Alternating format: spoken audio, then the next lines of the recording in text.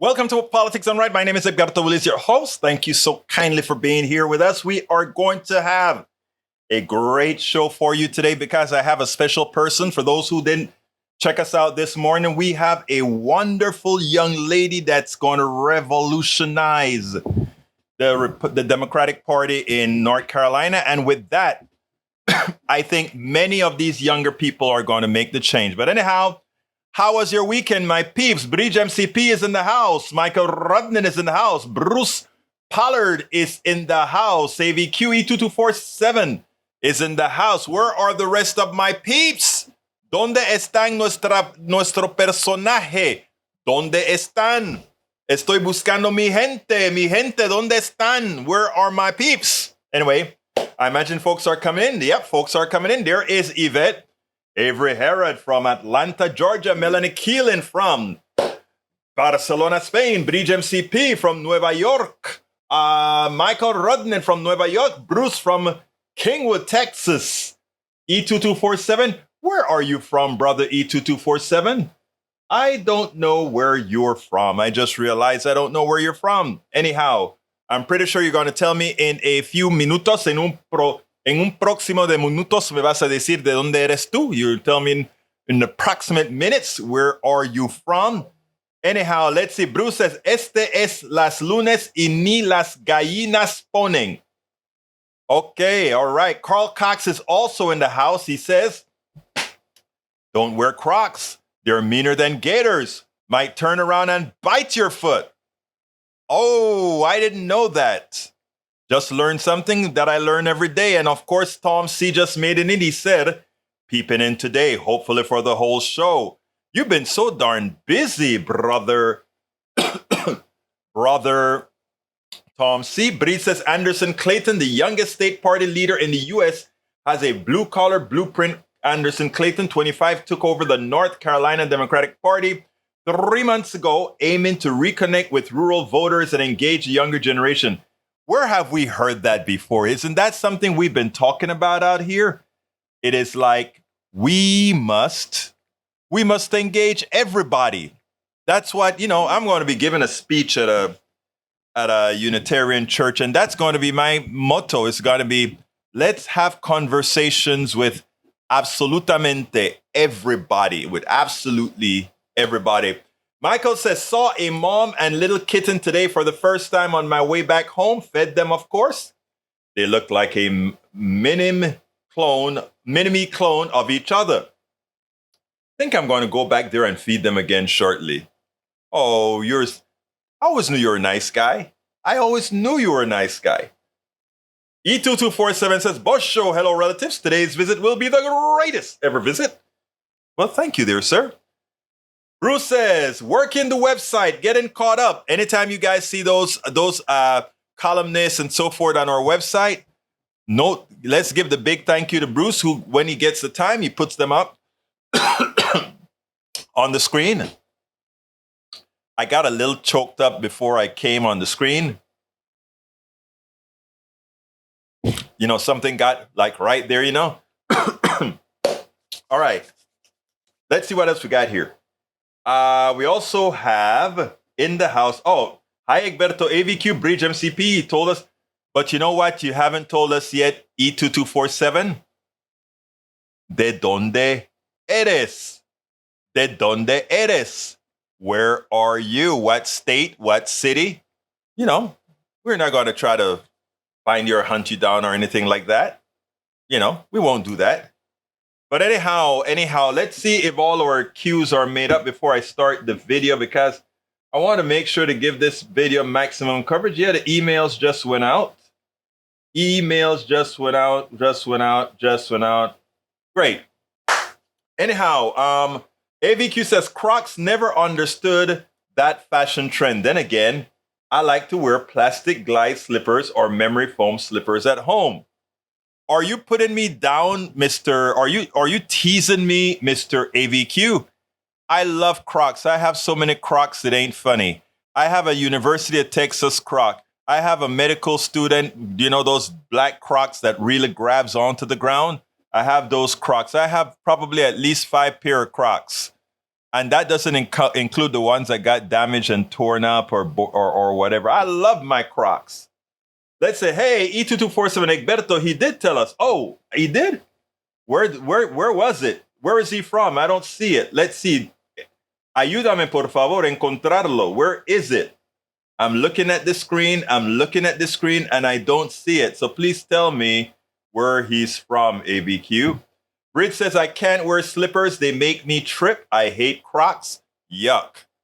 Well, I hope you don't also hate the wearer of Crocs, because I am a rare wearer of Crocs. Okay. No Crocs, Egberto, including a crock of beans. Oh, man. I think you mean from a Crocus bag now. All right, let's go ahead and listen to Anderson Clayton, because let's see, a while ago, not today. Oh, okay. So where is it? Please help me out, because I want to remember it. I want to remember where he's from, because I like to call people out with their cities just to show that we are covering the entire country. No, don't hate the wearer. Just make fun of them. So you're going to make fun of me now. It's okay. For those that are listening all over the place, she's making fun of me. Okay, let's go ahead and listen to Anderson Clayton, because I think she is our future. And then you guys tell me, what are your thoughts? Anyhow, let's go ahead and play that ahorita mismo. Let's get that queued up. And there we go. Welcome to Politics Done Right. She is the youngest person in the United States to run a state party. She is a Gen Z, the generation that knows what they want and will change the country if we leave it whole enough for positive change. Welcome to Politics Done Right, Miss Anderson Clayton, chairman of the North Carolina Democratic Party. How are you doing today? I'm well. Thank you so much for having me on. I really appreciate the opportunity to be here. Well, let me ask you this. First of all, and please, this is nothing about being ageist. How does a 25-year-old become the chairperson of the entire state of North Carolina, the Democratic Party of that state? How did that happen? Some really good organizing. Well, there is a group called the State Executive Committee that's in every single state, and it is what the party chair is elected by from the Democratic Party. And so we had an amazing team of organizers who are all below the age of 30 across North Carolina who got active and came together to really put forward a new vision, a new version of what we wanted to see our party look like, which was one that was more inclusive, more holistic, organized across 100 counties, and really saw everyone as worth talking to and every vote worth fighting for.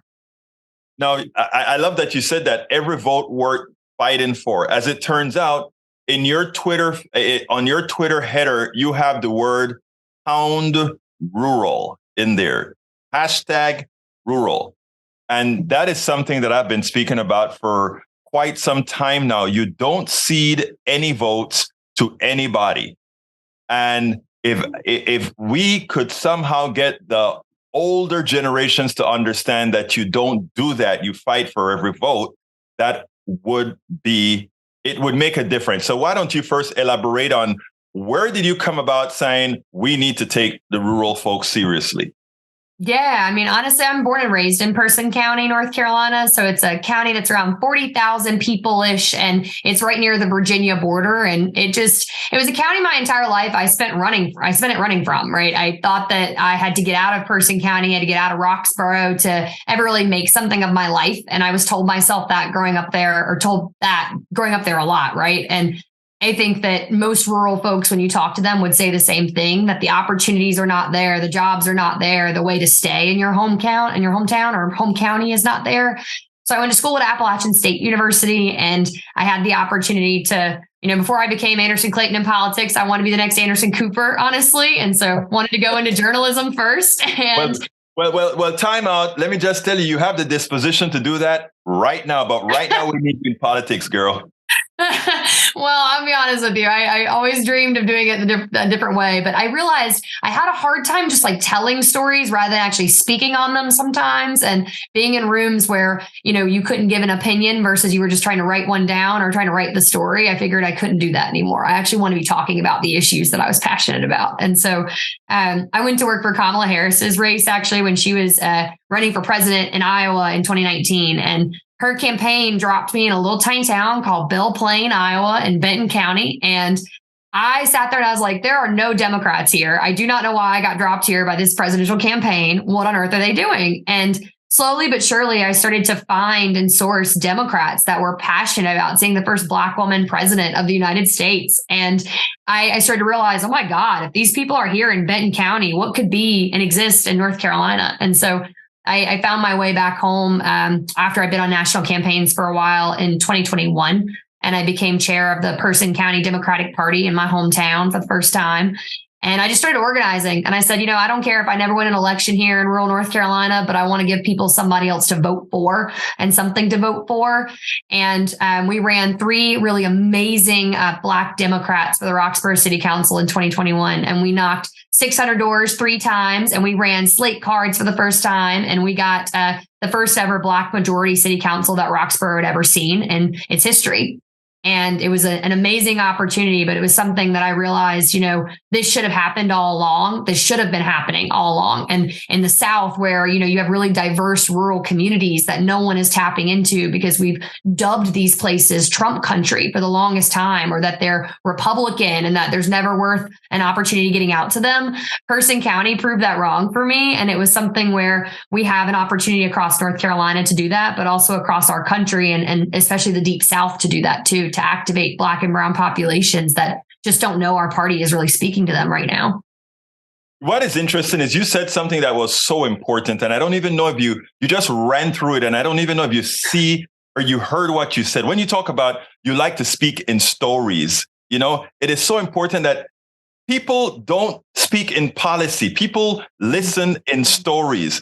They like to know that they can instantiate something within themselves from some story that they've heard, and that we always talk policy creates a problem.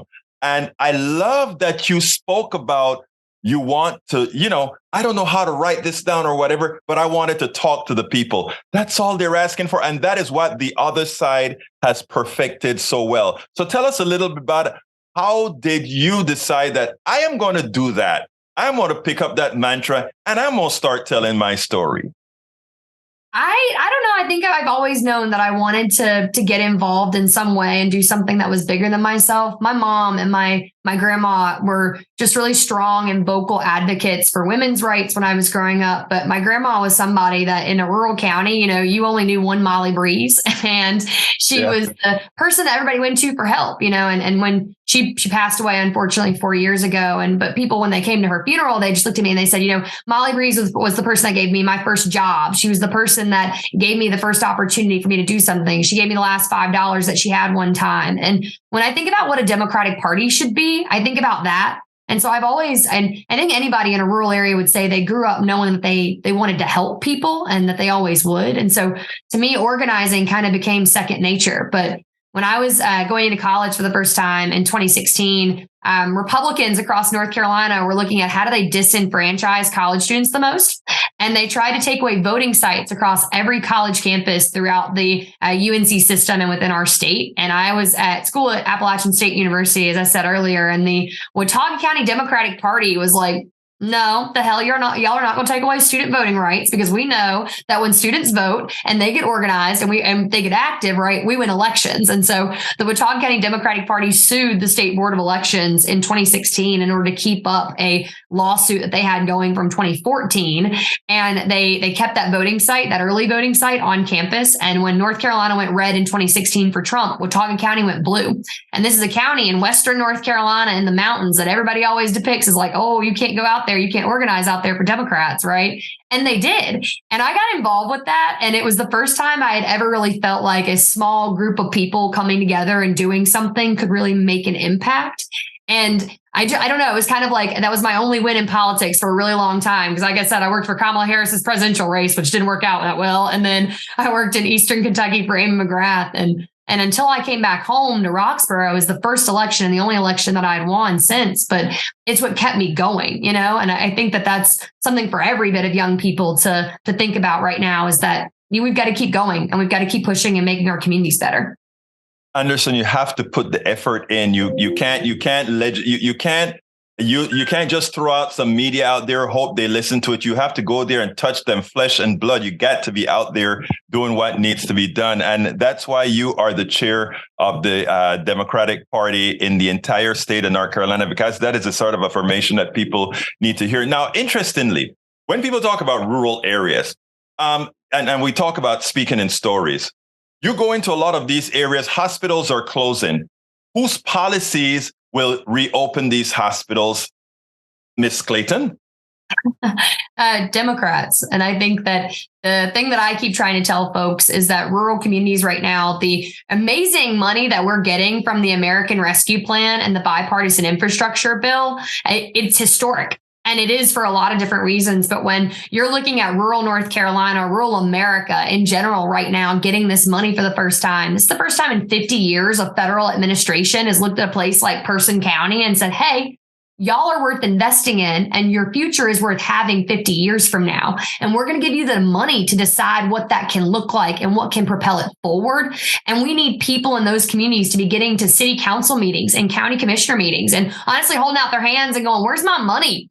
Where's my Democratic money that's coming down from the federal government right now? Because they're trying to bring our community back from the pandemic. They're trying to bring our economies back here. And with Joe Biden and the Harris administration, honestly, investing in manufacturing and bringing it back to being made in America again, right? North Carolina in 2007, when we had NAFTA passing and in every situation, like rural manufacturing closing, there was a huge decline in jobs and economic opportunity for families that existed all over rural North Carolina and rural America in general, for that matter, too. But and I just think like Joe Biden's administration is saying, no, we shouldn't have done that. You know what I mean? We shouldn't have made it so that we destroyed economies with that. We should have made it so that there was always a revitalization turn point for rural places. And it's just a neat opportunity right now to be able to say that. And so everywhere I go, I'm trying to tell people Joe Biden believes in your future. Like, that's why we need him to be president.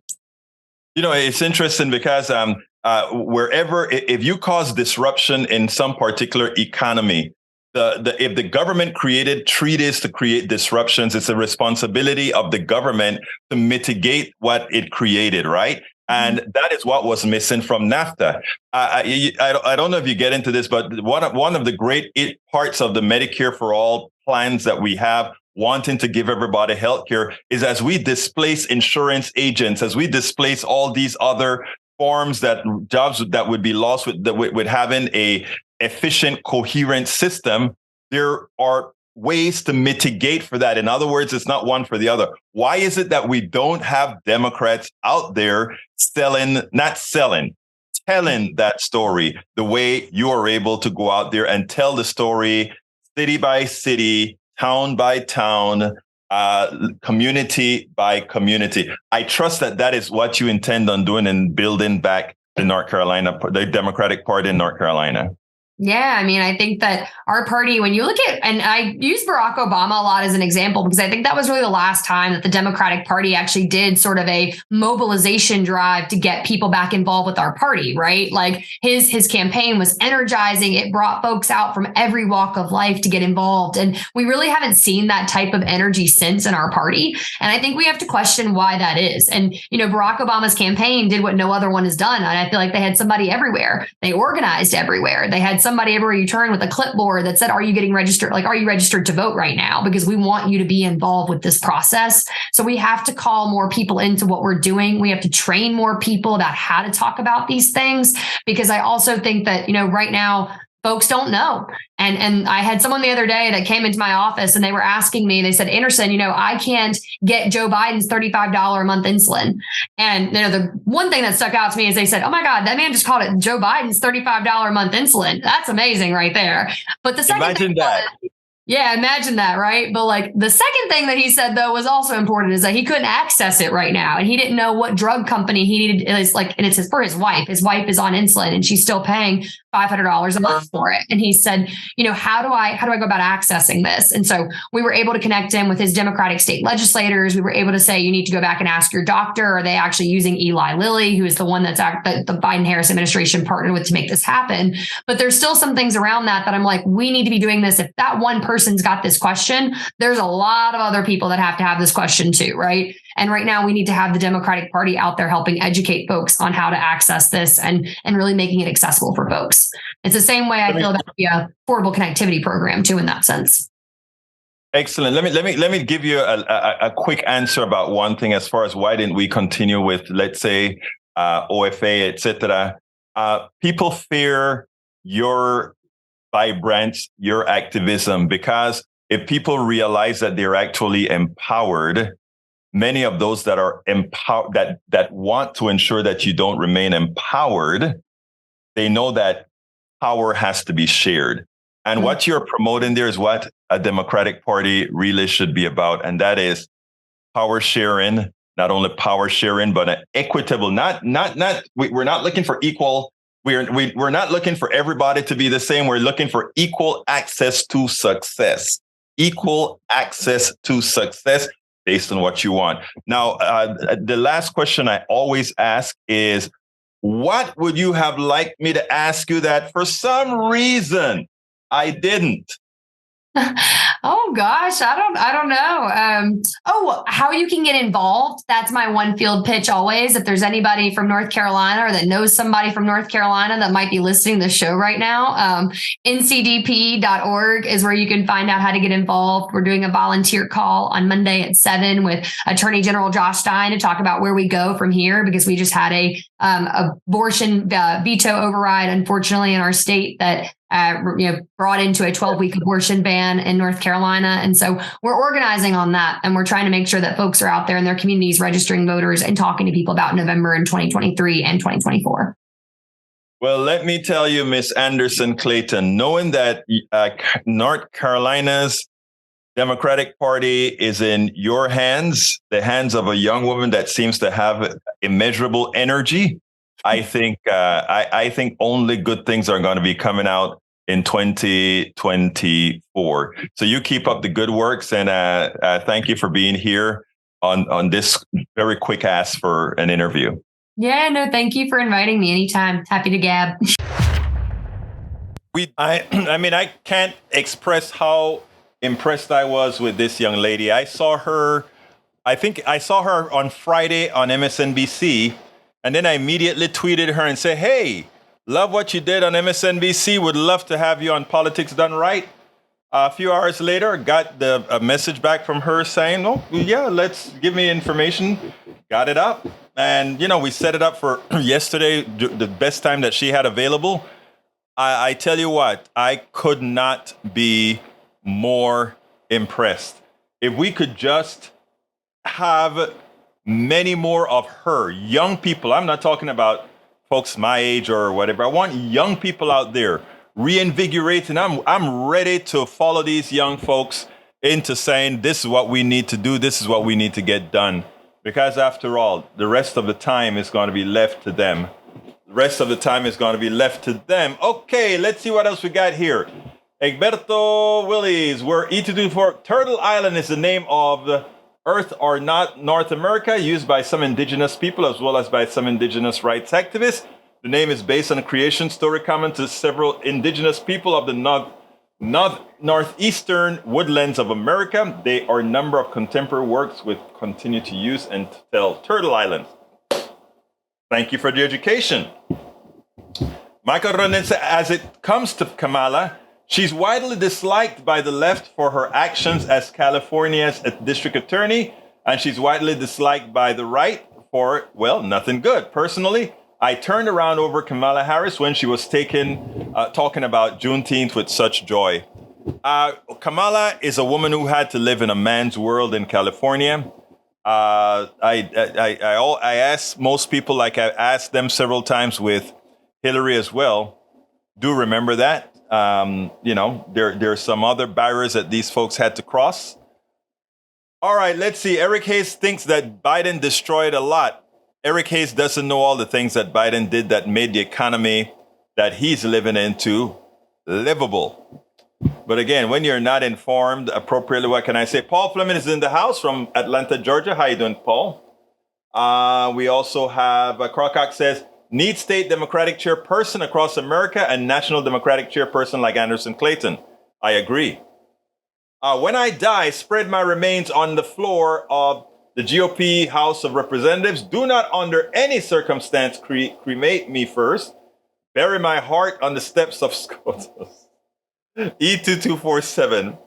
Little too graphic for me, my brother. I want you whole. You stay here whole, okay? Maywood is in the house. How you doing, May? Let's see. As we're constantly pointing out, it is up to the legislature to make the laws and up to the prosecutors to enforce the laws. If there's a reason that a defendant should not get a bail or a raised bail, it is up to the prosecution to bring it up. It would be a violation for a judge to look past crimes or even convictions. Only the prosecutor can do that. I hope you got an education, dear Mr. Hayes. All right, Egberto, I knew she was coming on, would have asked you about my friend's dad in North Carolina and getting help. We can still do that. You know, I'm in touch with her. Lee Grant, that's an odd last request, E2247. I know, Lee Grant. I think, E2247 is my brother, but I don't know about cutting out a heart and doing, I don't know. All right, Anderson Clayton, I love these here youngsters from E2247. And Breed says, what was that website? Which website, Bridge? Oh, you mean for North Carolina? I'll have to get it for you. Yvette Avery Herod loved the interview. She said, great interview. And Michael Rodden says, it's every case, still talking about bail. There's over 400,000 Americans waiting in jail without bail for their trials. I don't know how many of them couldn't afford bail compared to how many were a flight risk or a risk to their communities. To me, bail should be eliminated. Prosecutors need to address each case on those two criteria alone. Are you a flight risk? Are you a danger to your community? The answer to those two questions determine whether release or remand. I think that's only logical. I think you're absolutely right. You see, remember, everything we do in America is based on cash, right? In other words, what they want to say is, if your money's tied up, you're not likely to run. Well, if you think you're going to be put away forever, money or not, you're going to run. That's what happens. Tom C. says, Florida Governor Ron DeCon continues to display the unique fascismo credentials for the highest office in America by attacking his most vulnerable constituents with more ban on books, bodies, and brains. True. Tom C., what Make America Florida do now? Make America Florida. I like that. That is the new meme. Make America Florida. Paul Fleming Sr. says, nope, not possible. And Bridge MCP says, live your life as if Ron the Satan will want to ban it. All right, the next subject today is a bit, what's the word that I want to use? 60 Minutes did a piece last night, and I found it outstanding that I'm looking it up right now. I had it. Let me go ahead and go to the newsletter I did this morning, because I found it outstanding that it turns out that at the same time we're talking about cutting, or not only cutting, but at the same time that we're talking about, let's make sure that those people who are getting food stamps and all of that, that they're working. You know, we have to make, we can't have these darn people just out there. You know, I mean, you sit back, and you know that food stamps, the amount of money people receive for food stamps is so small, such a small amount of money compared to what the defense contractors get. Yet, they are all upset about what they get. I want to read you this piece here. With the U.S. supplying billions of dollars of munition, let me put that on the screen. This was actually the 60-minute piece that I wanted to cover. With the U.S. supplying billions of dollars of munitions to Ukraine and growing tensions in Taiwan Strait, some Pentagon generals are sounding alarms about the dwindling supply of U.S. weapons. At a time when the cost of replacing them is skyrocketing, We wondered why the Pentagon is finding it hard to procure weapons it needs at a price taxpayers, let me get rid of that, at a price taxpayers, I lost my train here, at a price that taxpayers can pay. Where am I in this thing? There we go. We wondered why Pentagon is finding it hard to procure weapons it needs at a price taxpayers can afford. A 6-month investigation by 60 Minutes found it has less to do with foreign entanglements than domestic ones. What can only be described as price gouging by U.S. defense contractors. All right? It turns out there is this little piece, and I'm going to see if I can get it on the screen. I think I saw it in the article. There is a little piece that it's a pressure sensor that is supposed to go in, I think, the Apache helicopter or one of those. The cost, the retail cost, not the manufacturing cost. The manufacturing cost is likely a lot less. But the retail cost was about $350. That's what the Pentagon used to pay for it. Now, the defense industrial complex decided that what they would charge was $10,000 for that same part. $10,000. When an investigation was done on several of the defense contractors and on the missiles that the government has been purchasing from them, the government found out that based on the price of the missiles they paid, they could have gotten another year's worth of missiles from these defense contractors. But here is the biggest kicker that I find astounding when it comes to corruption, when it comes to who are the ones that are ripping off the government. Here's the part.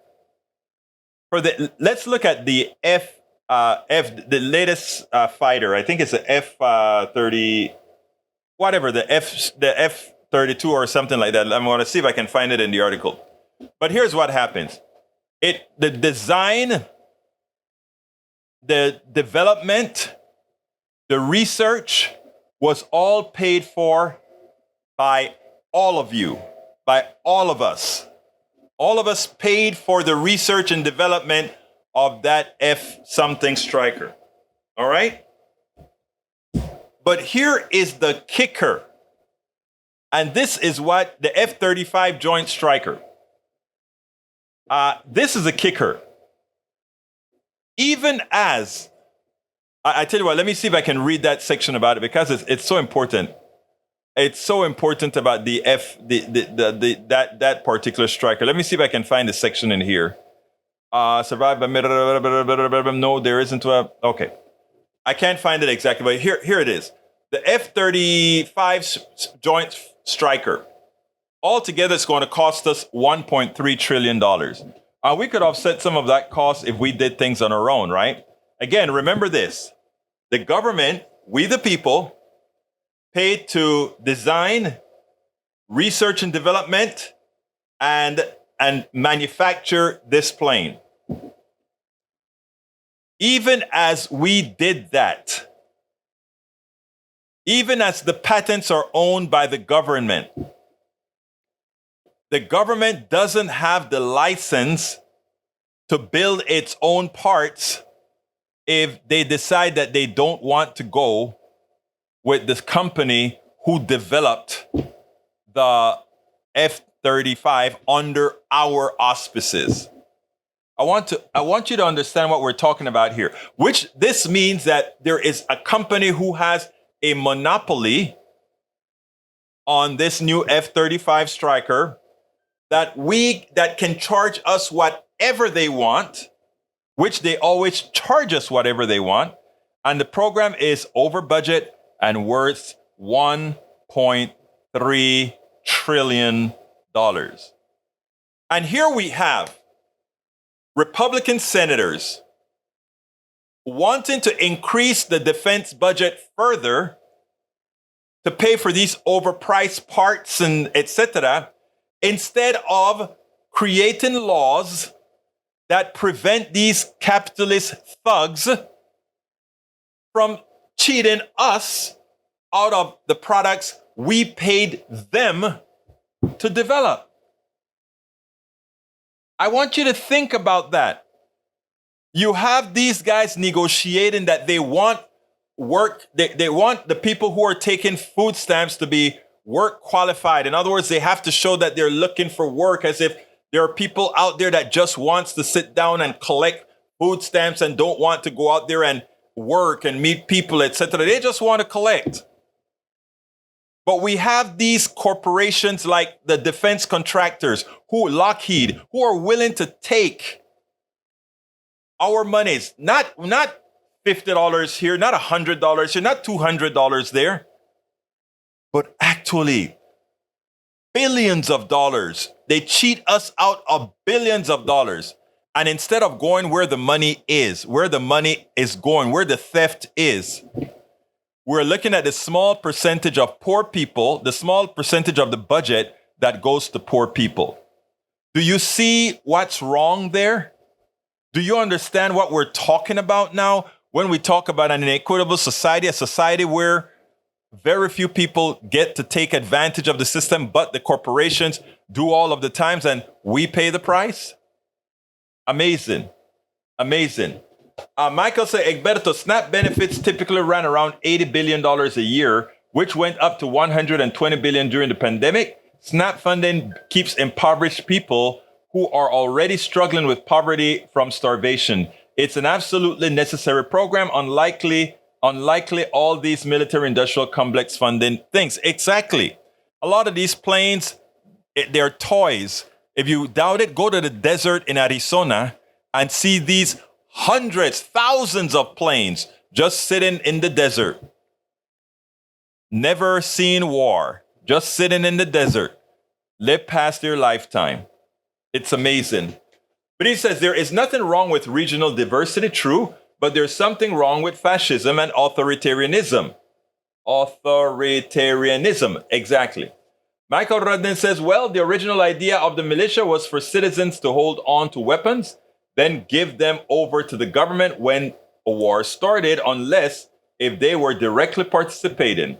History is such a thing. It's amazing, isn't it? Maywood said, yes, according to at least the creation story, as the creator was making the world, it was suggested that he should create dry land. When the creator asked how that should be done, the cormorant said that when he dives very deep, he saw something that might work. So he dived very deep, long, until it reached the bottom and found mud.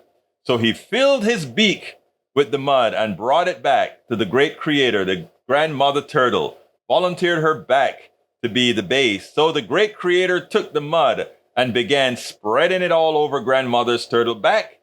He kept spreading until all the land were created, and he began to plant trees and other plants to grow and hold the mud together, and the land animals were created, and whatever grandmother turtle stretches her leg, that causes earthquakes. Wow, where did that come from? All right. Falfman said they signed a bad contract. The government allowed 10 companies to be 5. Yeah, that's what they did. But here's the thing, Paul. They signed a bad contract, not because they didn't know it was a bad contract, because they were bribed. That's why they knew and you know, they were either bribed in the past or bribed in the future. They know by passing all these rules, when they get out of Congress or if they're beaten out of Congress, they have a job as a lobbyist to continue the revolving door. That's what they're all about. Bridge MTC, anti-woke is asleep, true. Paul Fleming says, racist people get the point, so there's no need to explain anything to them. Maywood says, replying to Rudnin, yes, Rudnin, and the majority of people receiving assistance like food stamps and Medicaid are already working just as low-paid jobs. Heck, most of the people working in Walmart are on food stamps and Medicaid. Yeah, we, the people of America, are subsidizing the workers of America so that the corporations can take care of that, all that labor they're getting. It's amazing. Michael Rowan said, I have no idea what Eric Hayes is talking about, Fetterman. Bragg, Matt. Well, you can keep trying to make sense of that. All right, Carl Cox says, or rather, Bree says, Lee, woke is just about just being aware of the real issues, not the BS being pushed by the GOP. they have you wrapped in that crap. Well, we're unwrapping a lot of folks, Breach. We're unwrapping people. Carl Cox says, help the poor, elderly, disadvantaged. Quit helping the mega-rich corporations, leeches. Conservatives want the American economy to collapse as they can install a fascist government. That is something that we all have to be aware of. Woke has two meanings, according to Michael Rudden. Most, including the left, see woke as being aware of social issues, especially in regards to racial injustice. A few, mostly the far right, see woke as being about policing speech, especially as it comes to hate speech coming from their side. You can probably guess where I stand on the issue, considering the commentary about the definitions. Of course, I know where you stand, and I know where I stand as well. All right, let's see what else. Maywood says, if it's one of the creation stories I was taught as a child by one of my grandmothers. I trust that your grandmother was indigenous. Bridge MCP says, got off the defund BS. It means that you won't admit to. It helps police. Lee Grant says, policing speech is bad. I agree. Where is Alistair? I miss her here today, but she was at my show this morning. So she got her taste of politics done right today already. So let's see. Michael says, defund the police was always about adding more social workers so that those social workers could deal with the mental health calls, as our police have a long, sad track record of violently responding to the disabled. Eric Hayes says, woke did a lot for the beer company. I think you're talking about the beer company that folks try to boycott, that it didn't work. Try again. You know, it's gonna be a hard take in 2024 when people realize how had they were. You know, it's gonna be an interesting scenario for folks to notice that they've been had once again by the GOP. Anyway, what else are we gonna talk about? I only had that one story of greatness. Wokeness will have other commercial consequences. Keep an eye on Target. Again, like I said, my dear brother Lee Grant, you all that are trying to make an issue out of yoke, it's going to pretty much fall on one's face, because again, there's nothing wrong with being woke, because woke is being cool. Hey guys, I don't know if I told you guys, but we are in the process of now funding. Let me go ahead and put that on the screen. I think I can put that on the screen. I want to put it on the screen. Come on, screen. Where are you, screen? Come on. There we go. No, that's books. Not what I wanted.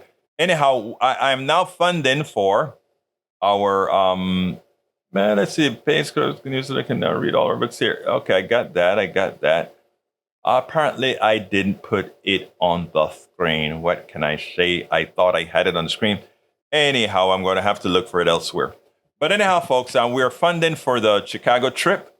So anybody who is interested in supporting our trip to Chicago, and let me tell you what's great about the trip to Chicago.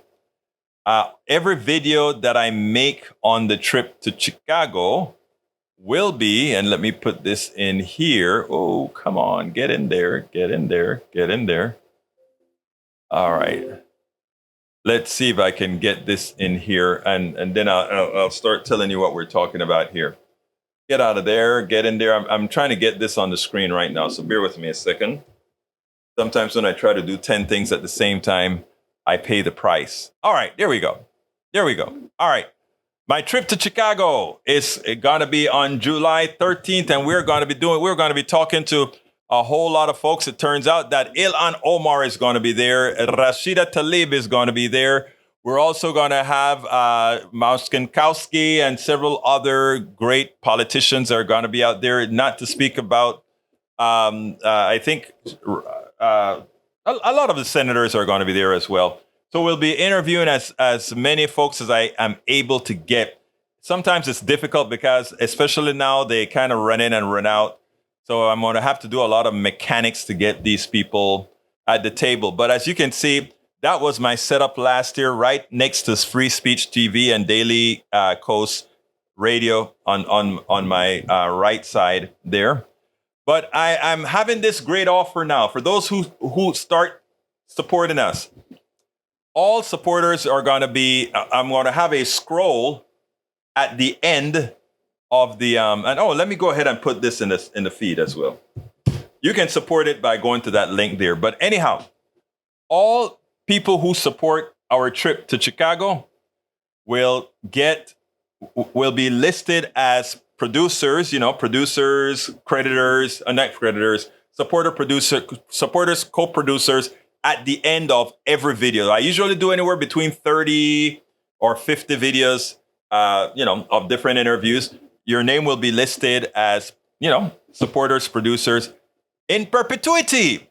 Also, inside of the description for where we put it on YouTube itself, it will also have your name listed as supporting independent radio, to get these things out.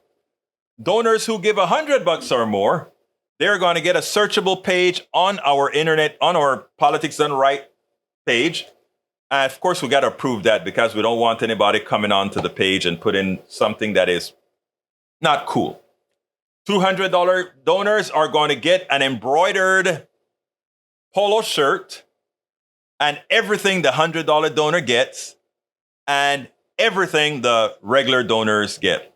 So I ask you kindly, for those of you who have the wherewithal, support the trip to Chicago. I ask the support for Chicago, support for Netroots Nation every year. And the reason why, again, it's expensive and it comes out of the domain of what we do here. So we try to offset as much of our costs as possible because it's fairly expensive to do what we're doing to go to Netroots. Even though I'm on Radio Row as media, still have to get there, still need a couple of mics, etc. So I hope those of you who are able to, the first 20, thank you for saying that. The first 20 donors of 35 or more get an autographed copy of It's Worth It, How to Talk to Your Right-Wing Relative Friends and Neighbors, as well as a Politics Done Right bumper sticker. So I want to make sure that as you contribute to the Chicago trip, that you also get something in return, recognition, T-shirt, depending on the amount you give, and a copy of the book. So what can I say? That is what we do for independent media. That is how we fund independent media.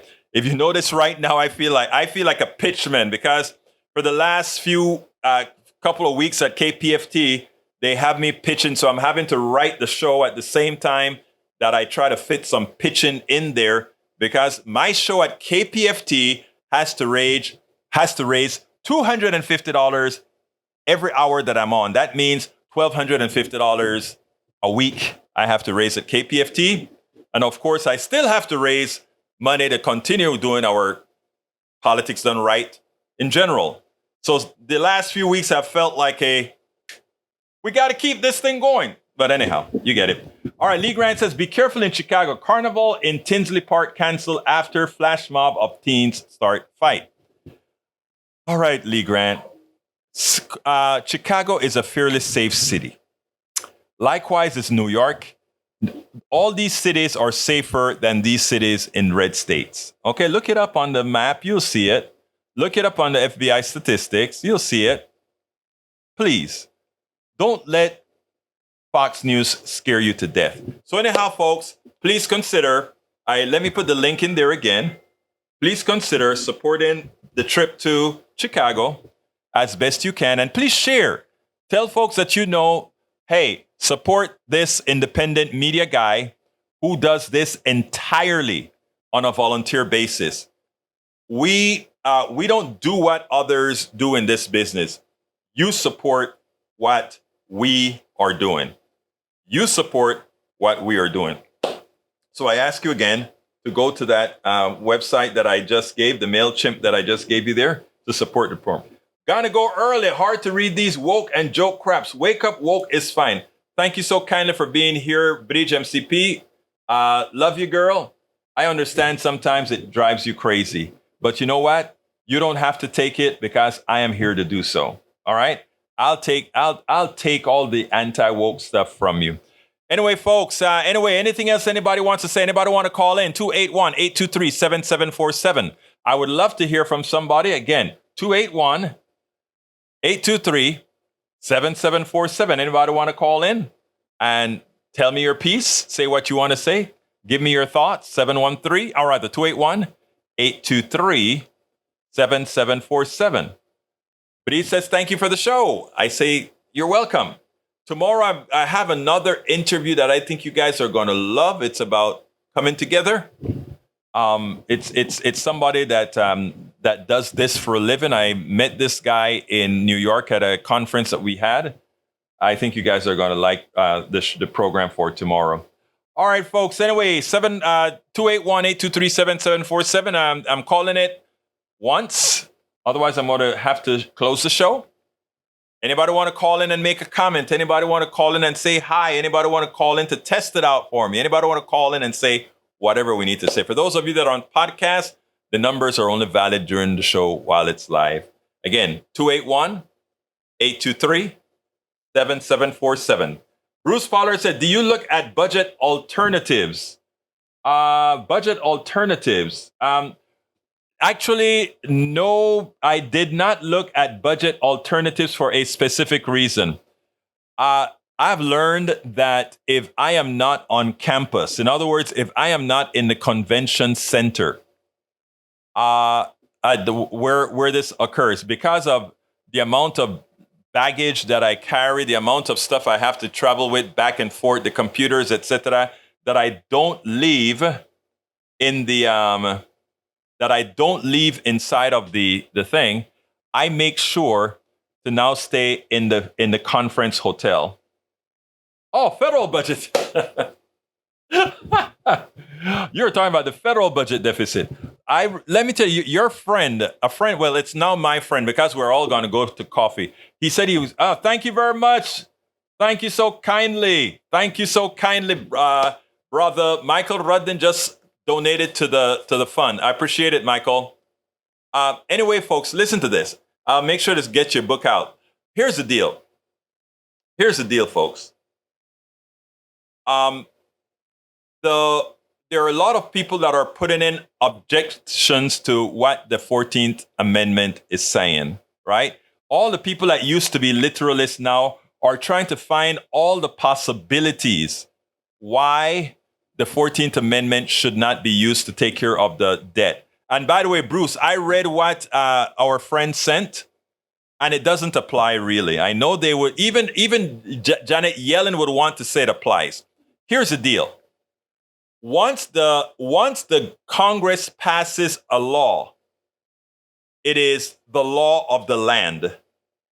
Now, when they talk about if you borrow, the executive have the opportunity to borrow the money to go ahead and pay the bill. When they pass the law, the Congress, they don't then get the opportunity to say that this law can only be paid for if they passed a law. And that what makes it complicated with the piece that your friend sent about the Treasury at its discretion can decide what bills and when bills to pay. That doesn't mean anything because that's the executive. The Congress passes the law. The executive executes the law. The law didn't say written, if there's money to pay Social Security, we will. If there's money to pay this XYZ, we will. So therefore, to satisfy the law, borrowing must occur. And if borrowing occurs, the federal government is responsible for said borrowing. So if anybody wants to stop the funding of programs, they can negotiate that. But that has absolutely nothing to do with paying the bills. In other words, it has nothing to do with paying the bills. And I think the president need to just stop playing around and need to increase the bill now, today, and tell Yellen to go borrow immediately before anybody can issue an injunction. In other words, Yellen needs to borrow now. and stop and they're borrow enough money for a year. And then if some judge creates an injunction, the money is already borrowed. It's that simple. Let's start operating in the manner in which Republicans like to operate. They like to operate in a wrong and strong manner.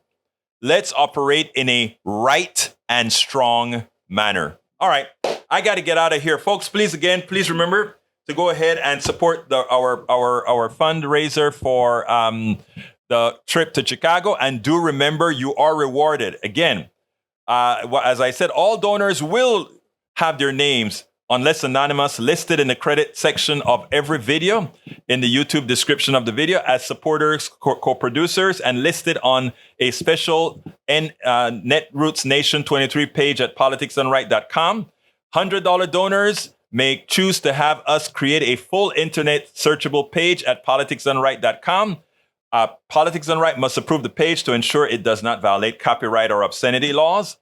And any $200 donor gets our new PDR embroidered polo shirts. Likewise, the first 20 donors of 35 or more gets an autographed copy of the book, my book, It's Worth It, How to Talk to Your Right-Wing Relatives, Friends, and Neighbors, and a Politics Done Right sticker.